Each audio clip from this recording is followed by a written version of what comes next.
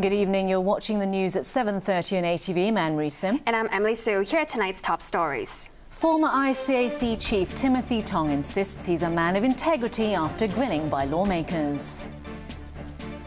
Ex-champion racehorse trainer Brian Kahn back in jail for election corruption. The mainland economy posts best growth this year, with third quarter GDP hitting 7.8%.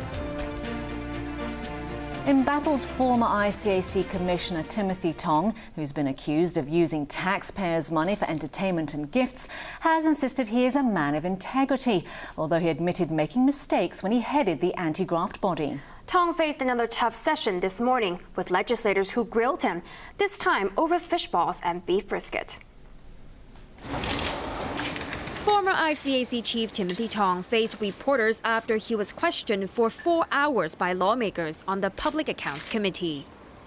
During my time,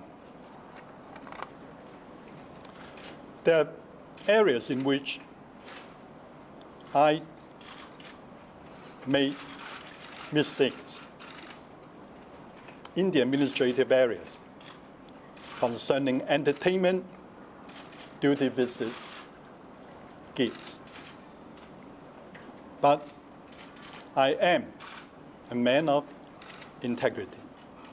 Tong was recalled to the chamber to explain discrepancies between his early testimony and the findings of an independent review committee, which looked into his lavish spending habits using taxpayers' money when he headed the anti-graft watchdog. He admitted making mistakes, but said he never tried to cover up his actions or lie, adding that he had no private motives or engaged in any underhand dealings.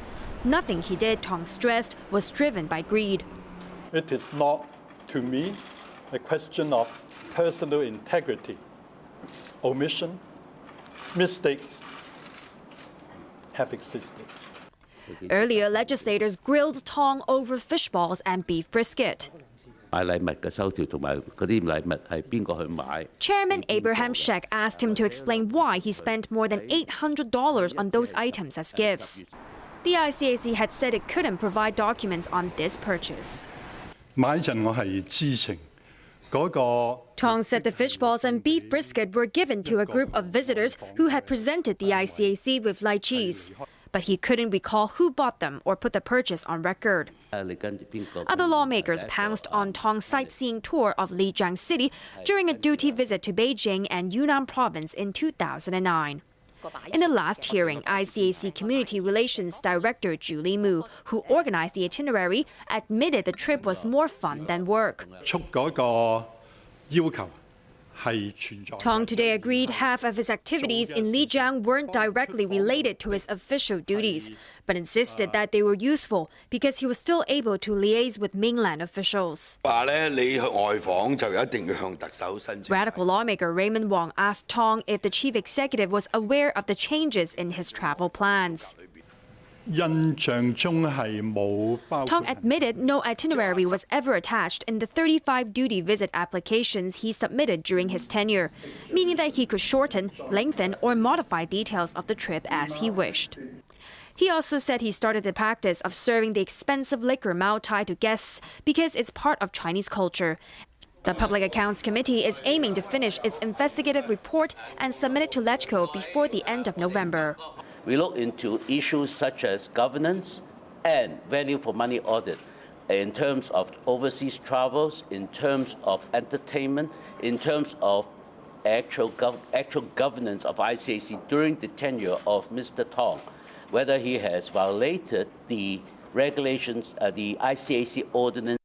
Sheck added that he doesn't want to summon Tong for another hearing, but won't hesitate to do so if necessary.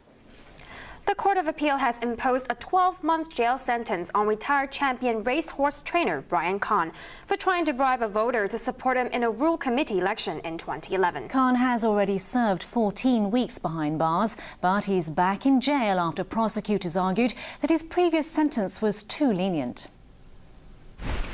For 25 years, racehorse trainer Brian Kahn consistently beat the odds, racking up more than 1,000 wins at the track. But today, the man nicknamed the Mighty Kahn ran out of luck. The 75-year-old spent 14 weeks in jail after being found guilty of offering $130,000 to village representative Leung to vote for him in the Rural Committee election in February 2011. Khan was released in January. But government prosecutors believed the sentence was too lenient and appealed to the Court of Appeal to increase it to what they deemed a more appropriate jail term of 18 to 24 months. Khan's lawyer argued today that the champion horse trainer had already spent 14 weeks behind bars and he had not hurt public interest. He pleaded for leniency and asked the judge to take into account his client's advanced age and poor health. He also told the court that Khan would have to spend a third birthday in jail. But the court imposed a 12-month jail term on the former horse trainer. Khan was sent back to jail today for another 8 months after the judge deducted the 14 weeks he had already served. The court will deliver a written judgment explaining the decision at a later date. 2 men have appeared in court accused of demanding $100,000 from a Hollywood film crew. And a man has been jailed for 5 years for possessing a large amount of illegal firearms. ATV's Edna Zay reports.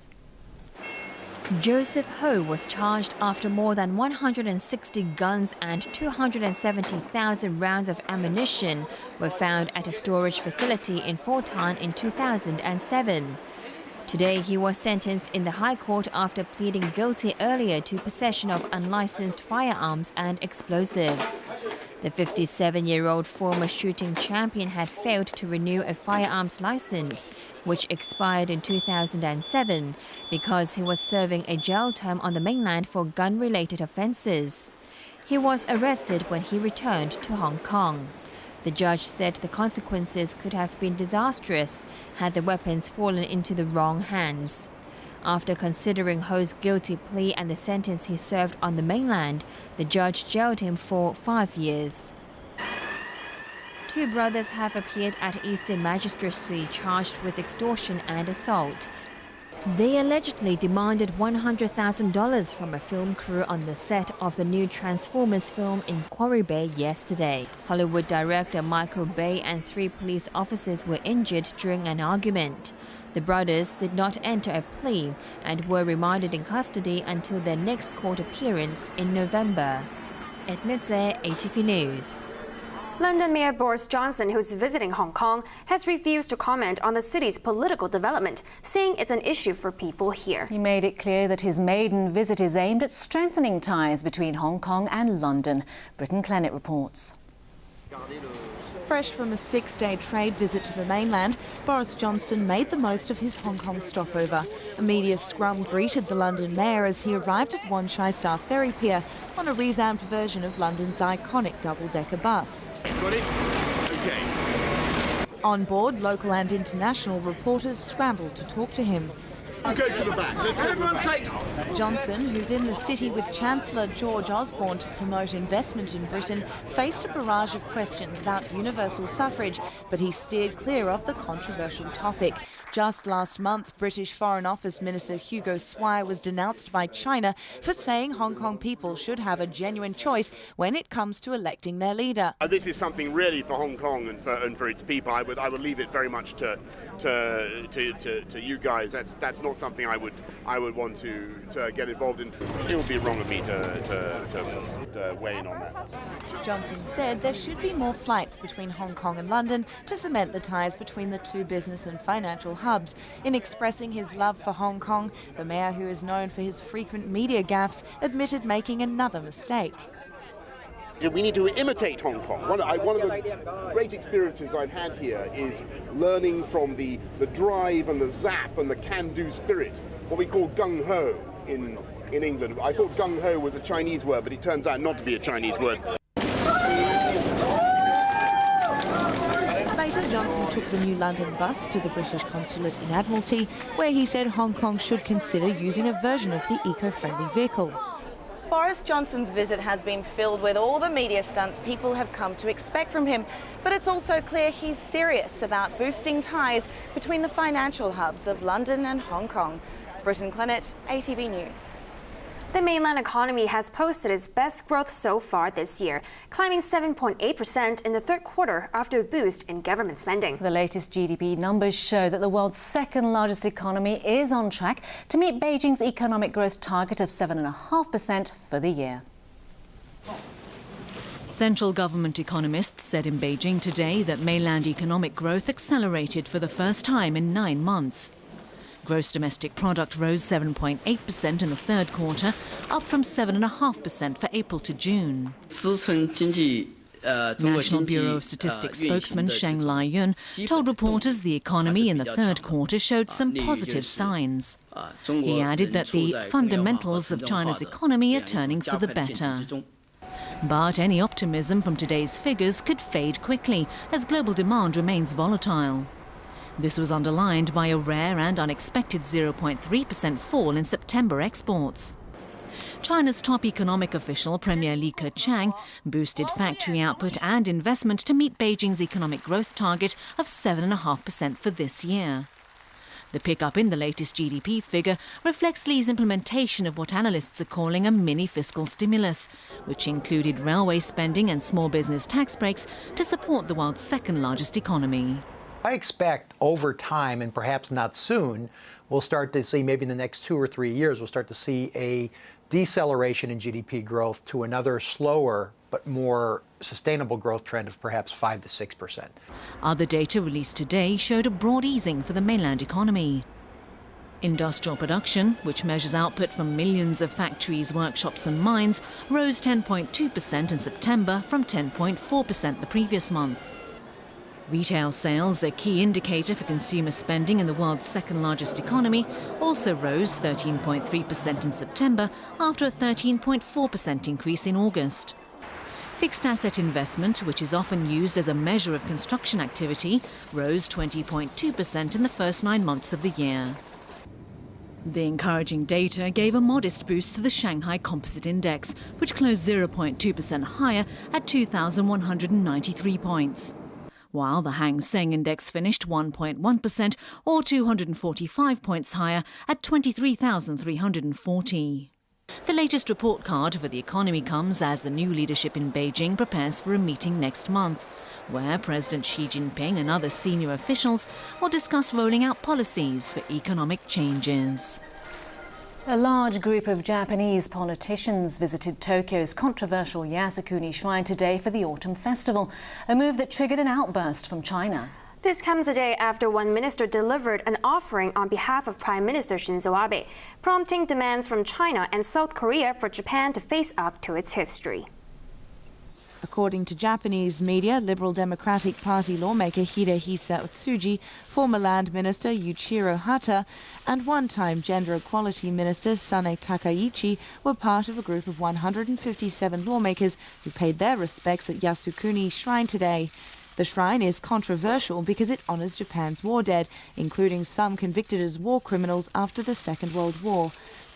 The visit came a day after Prime Minister Shinzo Abe made his third ritual offering to the shrine since returning to office in December, although he did not visit the temple in person so as not to anger victims of Japan's wartime aggression.